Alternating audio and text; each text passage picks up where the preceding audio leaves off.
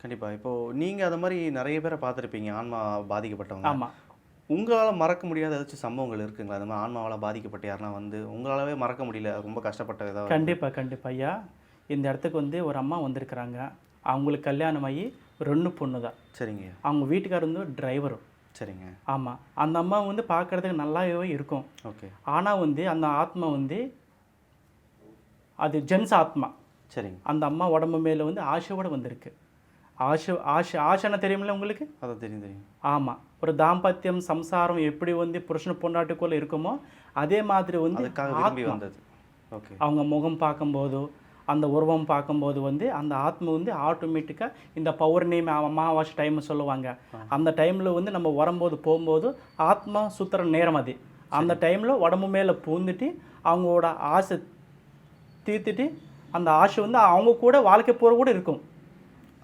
வாழ்க்கை ஃபுல்லா அவங்க கூட இருக்கிறதுக்கான வாய்ப்புலாம் அவங்க இருக்கு. வாழ்க்கை பூரா அவங்க கூட வாழறதுக்கு 100% வாய்ப்பு இருக்கும்.